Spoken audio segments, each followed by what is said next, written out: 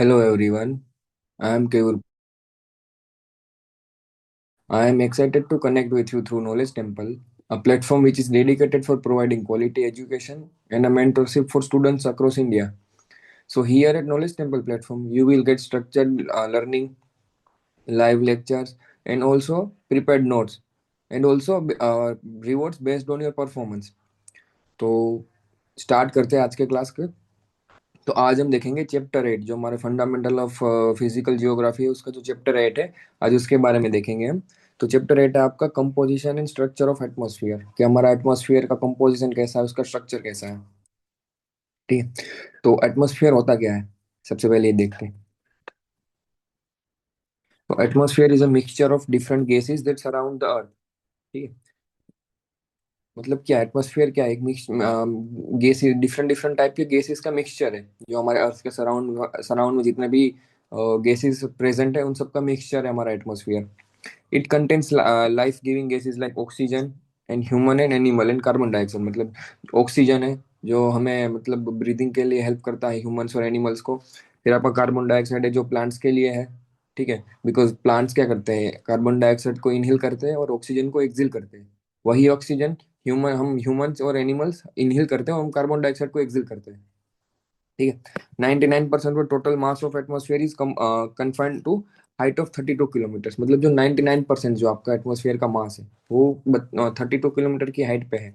ठीक है। अर्थ से आप जब अर्थ के ग्राउंड से आप 32 किलोमीटर तक ऊपर जाओगे तो वहां तक में आपको 99% ऑफ आपको सारा एटमॉस्फेयर का मास मिल जाएगा आपको। ठीक है। फिर आपका आइनोस्फियर, कि आइनोस्फियर क्या होता है। So the ionosphere is a region of upper atmosphere located between altitude of 80 and 400 kilometre, covers mainly thermosphere above the mesosphere mesopause। ठीक है। मतलब कि आइनोस्फियर क्या है आपका, जो आपका अपर एटमोस्फेयर का रीजन है। मतलब पहले आपका आएगा ट्रोपोस्फियर, स्ट्रेटोस्फियर, उन सब जैसे लेयर्स, डिफरेंट डिफरेंट लेयर्स है। तो जैसे आइनोस्फियर आपका सबसे ऊपर वाला पार्ट है, अपर एटमोस्फेयर का पार्ट है जो। ठीक है। वो मतलब 80 to 400 किलोमीटर के एल्टीट्यूड में लाई करता है पूरा ये। इसमें क्या थर्मोस्फियर मतलब आता है उसके मतलब बेसिकली क्या होता है उसमें थर्मोस्फियर होता है, जाइनोस्फियर आपका उसमें थर्मोस्फियर आएगा। ठीक है। It contains electronically charged particles known as ions and hence it is known as ionosphere. मतलब क्या है, जो ये वाला एटमोस्फेयर का जो रीजन है आपका अपर एटमोस्फेयर वाला, उसमें क्या होते हैं, इलेक्ट्रॉनिकली चार्ज पार्टिकल्स होते हैं वहां पे। तो उसको हम जैसे आयंस बोलते हैं, आप सबने केमिस्ट्री में पढ़ा होगा कि आयंस क्या होते हैं। तो बस यही जो आयंस होते हैं आपके इलेक्ट्रॉन्स वगैरह, जो नेगेटिव चार्ज पॉजिटिव चार्ज जो आयंस होते हैं आपके, वो वहां पे अवेलेबल होते हैं, इसलिए इसको बोलते हैं ionosphere. It is charged by radiation coming from sun. मतलब जो सन से रेडिएशन आता है आपका, सॉरी, उससे चार्ज होते ही है।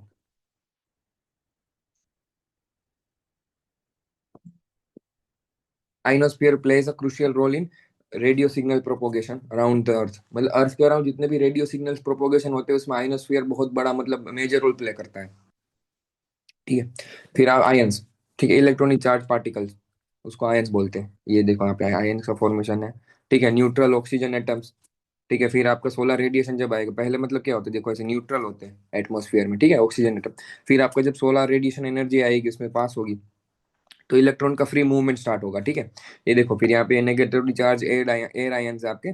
ठीक है। तो ऐसे मतलब पॉजिटिवली चार्ज और नेगेटिवली चार्ज के बीच में आपको फ्री इलेक्ट्रॉन्स की हेरा फेरी होगी। ठीक है। फिर आपका ओजोन लेयर, कि ओजोन लेयर क्या होता है।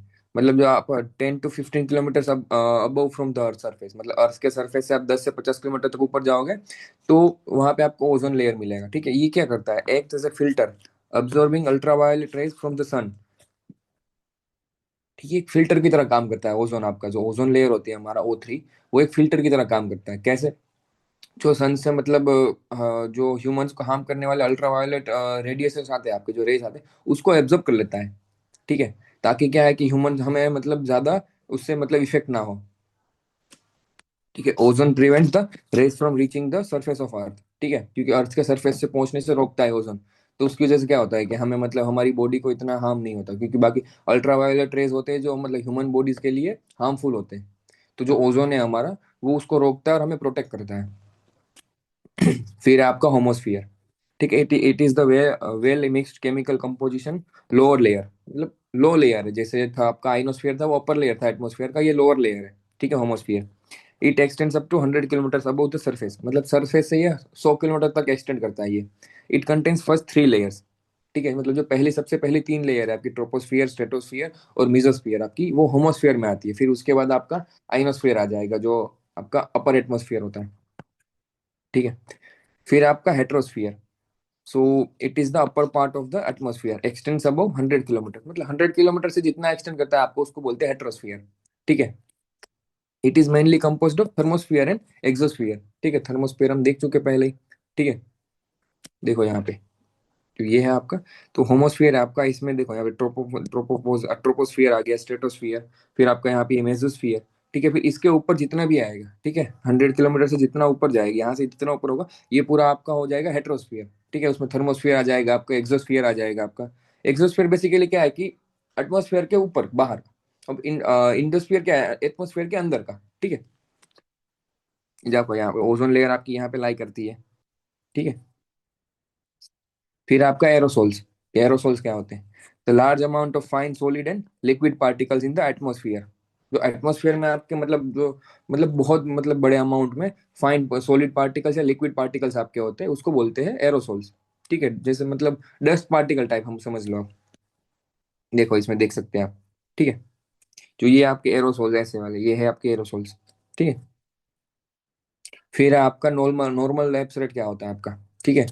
So decrease in temperature with increase in height in the first layer of atmosphere, that is troposphere। आपका फर्स्ट लेयर जो हमारा है वो ट्रोपोस्फियर है, ठीक है। तो उसमें क्या होगा, जब टेम्परेचर डिक्रीज होगा आपका, जब हाइट आप ऊपर जाओगे ट्रोपोस्फियर में, आप जैसे जैसे ऊपर जाओगे, ठीक है, तो जैसे जैसे ऊपर जाते जाओगे हाइट आपकी इंक्रीज होगी, तो टेम्परेचर डिक्रीज होगा आपका, ठीक है। तो उसको बोलते हैं नॉर्मल लैप्स रेट।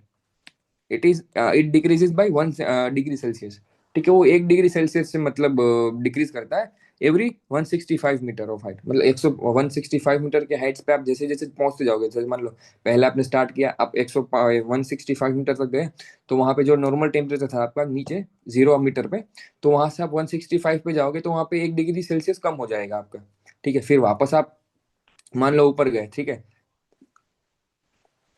फिर मान लो आप 165 से गए आप मतलब ऊपर 230 तक, ठीक है। अब जब आप जब 230 पे पहुंचोगे, तो अब जो 165 मीटर पे जो आपका टेम्परेचर था, उससे 1 डिग्री और कम हो जाएगा वहां पे।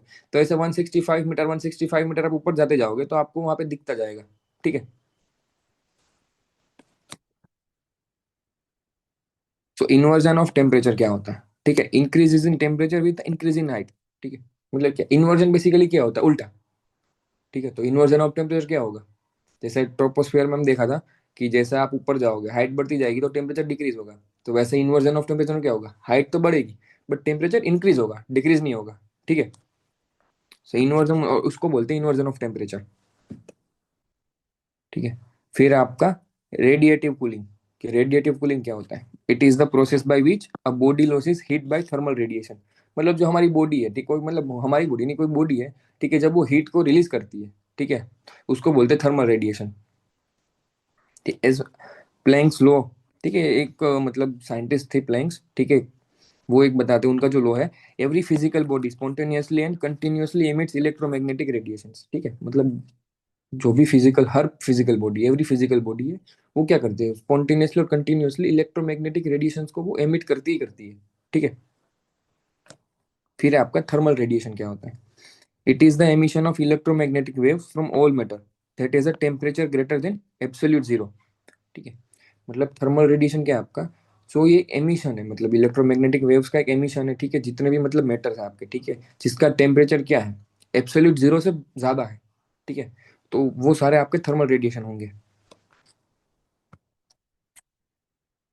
ठीक है। फिर है आपका इलेक्ट्रोमैग्नेटिक रेडिएशन। तो इलेक्ट्रोमैग्नेटिक रेडिएशन क्या होता है देखते हैं, ठीक है। इन फिजिक्स इलेक्ट्रोमैग्नेटिक रेडिएशन, ठीक है, ईएम रेडिएशन, मतलब इलेक्ट्रोमैग्नेटिक रेडिएशन या उसको ईएमआर बोलते हैं शॉर्ट फॉर्म में, रेफर्स टू द वेव्स, ठीक है, of the electromagnetic field radiating through space carrying electromagnetic radiating radiant energy. मतलब क्या है आपका कि जो आपकी वेव्स होती है, ठीक है, फोटॉन्स होते हैं जिसमें मतलब इलेक्ट्रोमैग्नेटिक फील्ड की जितनी आपकी वेव्स होती है इलेक्ट्रोमैग्नेटिक फील्ड की, वो क्या करती है, वो मतलब इलेक्ट्रिक इलेक्ट्रॉन्स रिलीज करती है, ठीक है, बिकॉज ये इलेक्ट्रोमैग्नेटिक फिर जो वेव्स होती है आपकी कहाँ से आती है, स्पेस से आती है आपकी। ठीक है, तो जो स्पेस से आती है तो अपने साथ क्या करती है, इलेक्ट्रोमैग्नेटिक रेडिएंट एनर्जी कैरी करती है अपने साथ। तो उसको बोलते हैं इलेक्ट्रोमैग्नेटिक रेडिएशन। उसमें से जो भी रेडिएशन मतलब क्या बोलते हैं एमिट होता है उसको बोलते हैं electromagnetic radiation. It includes radio waves, microwaves, infrared lights, ultraviolet, X rays and gamma rays. ठीक है, तो ये सब आपकी इलेक्ट्रोमैग्नेटिक रेडिएशन में आ जाएंगे। ठीक है, अब देखो यहाँ पे देख भी सकते हो आप, जो थर्मो इलेक्ट्रोमैग्नेटिक स्पेक्ट्रम है आपकी, उसमें ये आपकी रेडियो वेव्स है। ठीक है, फिर microwaves, infrared, visible, ultraviolet, X rays and gamma rays. ठीक है, फिर आपका ऑरोरा लाइट। ठीक है, तो an aurora is a natural light display in the earth sky, predominantly seen in high altitude regions. मतलब जो हाई एल्टीट्यूड के रीजन्स होते हैं आपके, लाइक आर्कटिक एंड अंटार्कटिक, तो वहां पे आपको ऑरोरा लाइट्स दिखती है। ये क्यों होती है ऑरोरा लाइट्स? ठीक है, सो इनको कभी कभी क्या बोलते हैं, पोलर लाइट्स, क्योंकि बिकॉज क्या हाइट पे जाओगे तो क्या आ जाएंगे, पोल्स आ जाएंगे। ठीक है, साउथ पोल या तो आपके नॉर्थ पोल।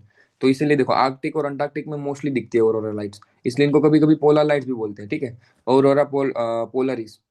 फिर आपको इसको नदर्न लाइट भी बोलते हैं, बिकॉज नॉर्थ पोल में दिखने को मिलेगा। तो नदर्न में क्या बोलते हैं इनको, ऑरोरा बोरियोलिस।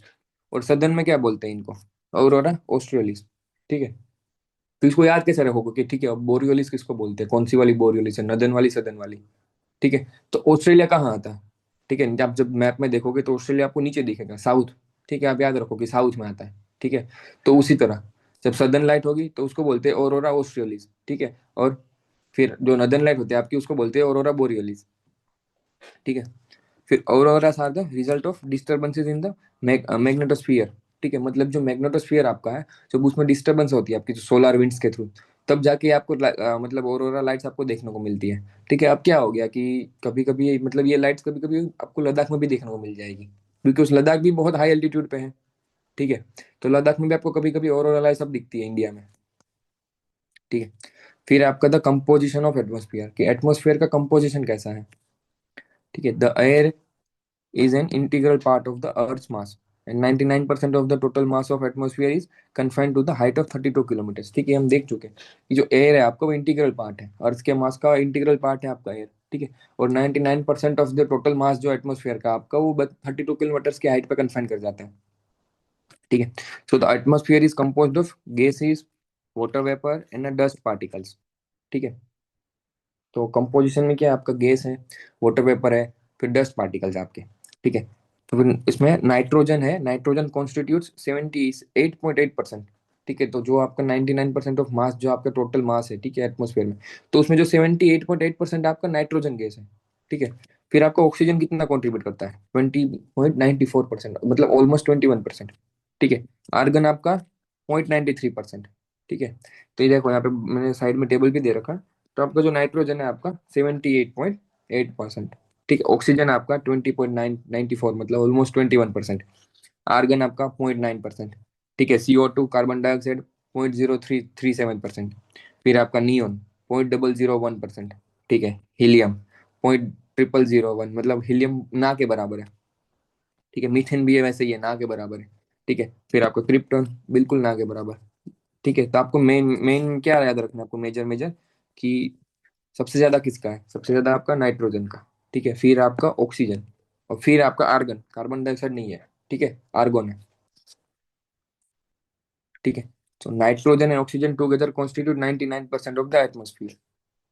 ठीक है, तो 99% जो आपका एटमोस्फियर है वो नाइट्रोजन और ऑक्सीजन कवर अप करते हैं। ठीक है, neon, krypton, xenon are scarce gases. ये स्कार्स गैसेस मतलब इतने नहीं मिलते, स्कार्सिटी होती है इनकी।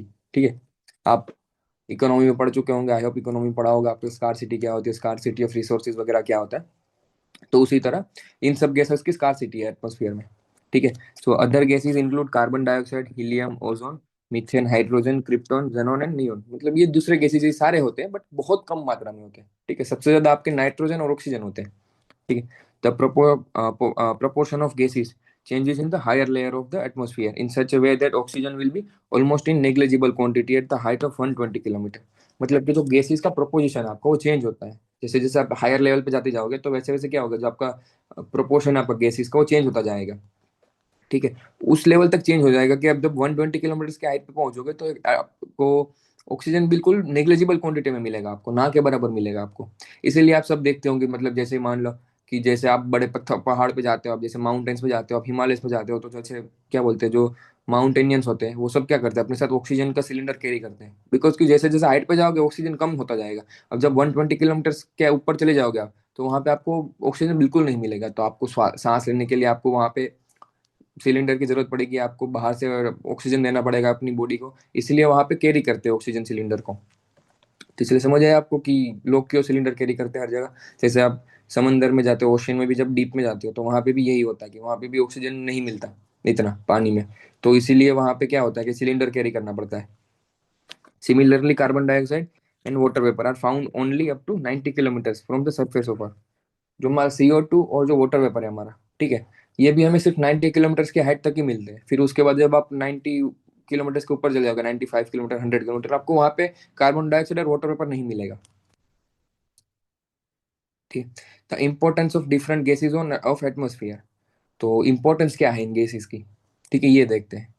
तो सबसे पहला है नाइट्रोजन, क्योंकि सबसे ज्यादा इसी का शेयर है इसमें, 78%। ठीक है, so it is fifth most abundant element in the universe, मतलब पांचवा सबसे अबेंडेंट एलिमेंट है यूनिवर्स का। ठीक है, नाइट्रोजन आपका। So nitrogen is essential to life on earth, as it is helpful in the growth of living beings. ठीक है, मतलब नाइट्रोजन अर्थ पे जो भी लाइफ है उसके लिए एसेंशियल है, मतलब अगर नाइट्रोजन नहीं होगा तो अर्थ पे लाइफ भी नहीं होगी।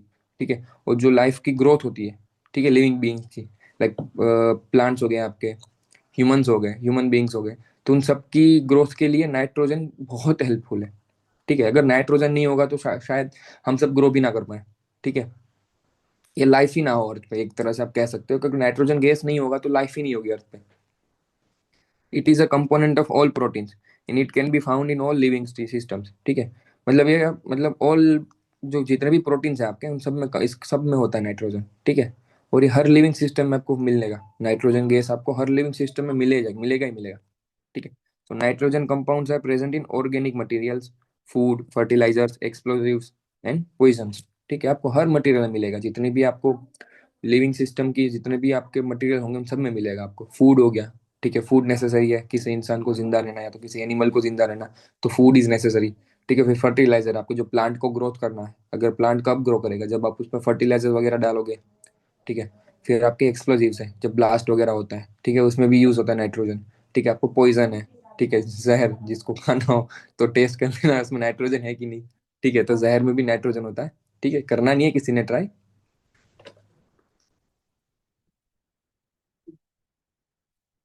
ठीक है, फिर आपका सेकंड नंबर पे ऑक्सीजन, जो ऑलमोस्ट 21% है, मतलब। ठीक है, so oxygen is essential for respiration because the body uses it to burn food molecules. ठीक है, मतलब क्या है, जो रेस्पिरेशन के लिए ऑक्सीजन बहुत जरूरी है। क्यों? क्योंकि जो फूड फूड मॉलिक्यूल्स होते हैं हमारी बॉडी में, उनको बर्न करने के लिए ऑक्सीजन की जरूरत पड़ती है हमें। So humans and animals take in oxygen when inhaling and give off carbon dioxide when exhaling। ठीक है, अभी मैंने आपको पहले बता दिया कि जब हम जो ह्यूमन बीइंग्स है, ठीक है, या तो living beings, human rather than human beings, living beings जो ह्यूमंस और एनिमल्स है, तो वो क्या करते हैं, वो ऑक्सीजन को इनहेल करते हैं और कार्बन डाइऑक्साइड को एक्सेल करते हैं। वही कार्बन डाइऑक्साइड प्लांट्स वगैरह क्या करते हैं, प्लांट्स होते हैं आपके, ट्रीज हो गए, उनको इनहेल करते हैं और ऑक्सीजन को एक्सेल करते हैं। तो ये पूरा साइकिल है CO2 एक्सेल इनहेल का, प्लांट्स और ह्यूमंस के बीच में।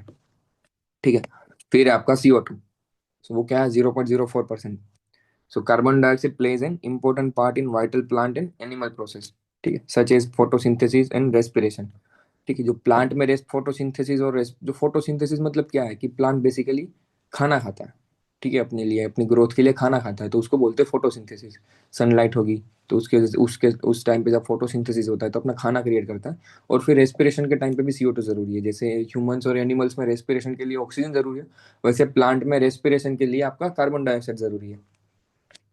Green plants convert carbon dioxide and water into food compounds such as glucose and oxygen, which is required for their survival। ठीक है, तो जो ग्रीन प्लांट्स होते हैं आपके, ठीक है, छोटे प्लांट्स से बड़े प्लांट्स, ग्रीन प्लांट्स होने चाहिए।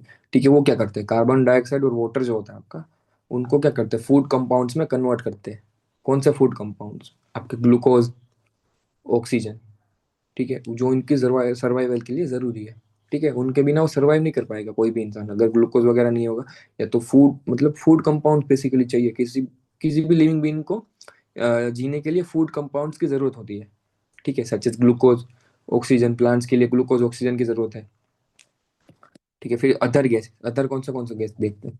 सो all other minor gases such as argon, ozone, neon, helium, methane, krypton and hydrogen. जो ये सारे गैस हैं, ठीक है, दूसरे along with carbon dioxide are considered as the greenhouse gas, is these are primary cause of global warming। ठीक है, इन सब के साथ साथ जितने भी गैस बताए मैंने, argon, ozone, neon, helium, methane, krypton, hydrogen, इन सब के साथ साथ जो आपका कार्बन डाइऑक्साइड है, तो ये सब क्या है, आपका ग्रीन हाउस गैस है। ठीक है, जो जो आपकी ग्लोबल वार्मिंग में प्राइमरी कोज है। ग्लोबल वार्मिंग राइज क्यों होती है? जब कार्बन डाइऑक्साइड ज्यादा होता है, एमिट होता है, मीथेन ज्यादा एमिट होता है, हाइड्रोजन ज्यादा एमिट होगा, क्रिप्टॉन, आर्गन, ये सब जब एमिट होते हैं बहुत ज्यादा, तब ग्लोबल वार्मिंग होती है आपकी। ठीक है, at ideal levels green house gas plays an important role in keeping our planet warm enough for us and other organisms to live comfortably. मतलब क्या है, ग्रीन हाउस गैस ऐसा नहीं है कि सिर्फ, ठीक है, नेगेटिव इम्पैक्ट है उनका, पॉजिटिव इम्पैक्ट है उनका। ठीक है, क्यों? क्योंकि ग्रीन हाउस गैस जो है वो मतलब जो हमारा प्लेनेट है उसको गर्म रखते हैं। ठीक है, ताकि क्या हो जाए कि बिल्कुल ठंडा ना हो जाए, बिल्कुल फ्रीज ना हो जाए। ठीक है, जैसे हमारे दूसरे प्लेनेट्स है आपके, प्लूटो वगैरह हो गए आपके, ठीक है, तो वो क्या हो, पूरे बर्फ के बने हुए हैं वो। ठीक है, बस वहां पे क्योंकि ग्रीन हाउस गैस वगैरह नहीं होगा। बट हमारे अर्थ पे, अर्थ है जो प्लेनेट, हमारा प्लेनेट अर्थ है, उस पे ग्रीन हाउस गैस है, तो उसकी वजह से क्या होता है कि जो अर्थ हमारा, उनको वार्म करता है, अर्थ को वार्म रखता है, ताकि क्या हो कि वहाँ पूरा बर्फ वगैरह जम ना जाए, और जो लिविंग बीइंग्स है अपना वो कर सके सही से। ठीक है, बट एक्सेसिव नहीं चाहिए। अगर एक्सेसिव हो जाएगा तो फिर ग्लोबल वार्मिंग आपकी हो जाएगी, क्लाइमेट चेंज होगा, तो उसकी वजह से क्या होगा, बहुत ज्यादा मतलब गर्मियां बढ़ जाएगी। आप सबको पता ही होगा, आप सबने फील करा ही होगा कि कितनी गर्मी पड़ती है आजकल। मतलब जो ग्लो हमारा टेम्परेचर बहुत राइज करता है, एकदम से राइज कर जाएगा, पिछले कितने सालों से ग्लो टेम्परेचर बिल्कुल राइज कर जाता है। ठीक है, फिर आपका वाटर वेपर। ठीक है, तो वाटर वेपर क्या है? Water vapour is a principal element in the thermodynamics of the atmosphere as it contributes to transport and absorb of heat। ठीक है, क्या है, प्राइमरी एलिमेंट आपका वाटर वेपर है, प्राइमरी एलिमेंट है थर्मोडाइनेमिक्स के लिए। ठीक है, जो एटमॉस्फेयर का थर्मोडाइनेमिक्स होता है उसमें वाटर वेपर आपका प्राइमरी प्रिंसिपल एलिमेंट है, बेसिकली मतलब सबसे जरूरी। ठीक है, तो ये क्या करता है, it contribute to transport and absorption of heat, मतलब कि हीट का ट्रांसफर ट्रांसफर करेगा हीट, और एब्जॉर्ब भी करेगा हीट। ठीक है, हीट जितनी ट्रांसफर करनी होती ट्रांसफर करेगा, और एक्सेस हीट को एब्जॉर्ब कर लेगा। ठीक है, it condenses into clouds that reflect and absorb solar radiation and also leads to precipitation that directly affects the climate of planet place on the earth। ठीक है, तो ये क्या करता है, जो वाटर आपका क्या वाटर वेपर है वो क्या हो जाएगा, मतलब जैसे छोटे छोटे वाटर वेपर एक मिलके क्या क्लाउड्स बनाएंगे बहुत बड़ा। ठीक है, तो क्लाउड्स क्या होगा, फिर क्लाउड बन जाएंगे तो सोलर रेडिएशन जो आएगी वो एब्जॉर्ब कर लेंगे क्लाउड्स। ठीक है आपके, और फिर क्या करेंगे, अगर एब्जॉर्ब करेंगे तो क्लाउड्स क्या होगा, गर्म हो जाएंगे। जो सोलर रेडिएशन आएगा, रेडिएशन गर्म होता है, अगर वो गर्म हो जाएंगे आपके क्लाउड्स, तो उसकी वजह से क्या होगा, प्रेसिपिटेशन मतलब रेन हो जाएगी। ठीक है, बारिश होगी। तो कहाँ पे, जैसे मान लो कि फॉर एग्जाम्पल जो आपके क्लाउड्स बने हुए हैं, आपके बने हुए हैं आपके राजस्थान में। ठीक है, तो राजस्थान में क्लाउड्स बने हुए हैं, गर्मी के टाइम में अगर सोलर रेडिएशन आ रहा है, ठीक है, तो क्या वो क्लाउड्स सोलर रेडिएशन को एब्जॉर्ब कर ले, मतलब अपने अंदर खींच रहा है। तो उससे क्या होगा, क्लाउड गर्म हो जाएगा, तो गर्म होगा क्लाउड तो क्या होगा, उसके बाद प्रेसिपिटेशन हो जाएगी। तो वहां पे जिस एरिया पे मान लो जयपुर के ऊपर क्लाउड्स क्रिएट हुआ है, वहां पे हुआ है, तो जयपुर में बारिश हो जाएगी। ऐसा नहीं होगा कि मानसून आ गया इसलिए नहीं, तो क्योंकि क्लाउड गर्म हो गया आपका, तो उसकी वजह से क्या होगा, वहां पे बारिश हो जाएगी। It preserves Earth radiated heat and thus act as a blanket by allowing the Earth neither to become too hot or not too cold। ठीक है, मतलब क्या, ये ब्लैंकेट की तरह काम करता है। ये जो आपके वाटर वेपर है वो ब्लैंकेट की तरह काम करते हैं। ठीक है, ना तो ये अर्थ को ज्यादा गर्म होने देते हैं, ना ही अर्थ को ज्यादा ठंडा होने देते हैं। ठीक है, जैसे आप सबने देखा होगा, ठीक है, कि जब सर्दियाँ अभी चल रही है, ठीक है, अभी विंटर का सीजन है, तो आप ब्लैंकेट ओढ़ के सोते हो तो क्या होता है कि आप अंदर आपको मतलब ठंड नहीं लगती। ठीक है, और ना ज्यादा गर्मी लगती है, आप उस हिसाब से अपना ब्लैंकेट मतलब लेते हो, या तो पतला लोगे मोटा लोगे, जिस हिसाब से ठंडी होती है उस हिसाब से आप ब्लैंकेट मतलब कैरी करते हो। तो उससे क्या होगा, आपको पता है कि ठीक है, इस इतना ब्लैंकेट मुझे चाहिए, जिससे मुझे ना तो गर्मी लगेगी ना तो ठंडी लगेगी। ठीक है, तो बस उसी तरह जो अर्थ का ब्लैंकेट है वो क्या है, आपके water vapour. It plays a dominant role in the hydrological cycle, मतलब जो हाइड्रोलॉजिकल साइकिल है उसमें डोमिनेंट रोल प्ले करते हैं ये। ठीक है, सबसे इंपॉर्टेंट रोल है इनका। The amount of water vapour decreases with the altitude, मतलब जैसे एल्टीट्यूड आप जाओगे, ठीक है, ऊपर एल्टीट्यूड पे आप अपर एल्टीट्यूड पे जाते जाओगे, हायर एल्टीट्यूड पे, तो वाटर वेपर डिक्रीज होता जाएगा, मतलब जो अमाउंट होगा वाटर वेपर का वो डिक्रीज होता जाएगा। In warm and wet tropics it accounts for 4% of the air, by volume, whereas in dry and cold areas of desert and polar regions it may be less than 1% of air. ठीक है, मतलब जो tropical areas है हमारे अर्थ के, ठीक है, तो वहां पे क्या होता है, वार्म और वेट ट्रॉपिकल एरिया जो भी हमारे हैं वहां पे क्या होता है, जो एयर का 4% ये मतलब वॉल्यूम में, एयर के 4% वॉल्यूम में आपके वाटर वेपर प्रेजेंट होते हैं। बट जैसे ही आप ड्राई और कोल्ड एरियाज पे जाओगे, ठीक है, ड्राई एरियाज कौन से हो गए आपके, डेजर्ट, जो थार डेजर्ट है आपका, अफ्रीकन डेजर्ट, सहारन डेजर्ट है, वो क्या होगा, ड्राई डेजर्ट है। तो वहां पे क्या होगा, वाटर वेपर बहुत कम मात्रा में होगी, इसलिए वहां पे बारिश नहीं होती इतनी, ठीक है, इसीलिए वो डेजर्ट है। ठीक है, और अब जब पोलर रीजन पे जाओगे, साउथ पोल या नॉर्थ पोल की तरफ, तो वहां पे भी क्या होगा, वहां पे पूरी आपकी कोल्ड होगी, ठीक है, कोल्ड एरिया होगा वहां पे। तो वहां पे भी आपका मतलब कि आप ज्यादा गर्म चीजें होगी नहीं, गर्म होगा नहीं, सोलर रेडिएशन होगा नहीं वहां पे, तो वहां पे भी इतनी बारिश नहीं होती वहां पे, इसलिए वहां पे बर्फ होती है। तो वहां पे सिर्फ 1% होते हैं एयर के, इन एरियाज में लेस देन 1% होते हैं यहाँ पे आपके वाटर वेपर, इसलिए इन दोनों जगहों पे इतनी बारिश नहीं होती ज्यादा। It also decreases from the equator towards the pole, मतलब अब जैसे इक्वेटर से पोल की तरफ जाओगे तो डिक्रीज होता जाएगा।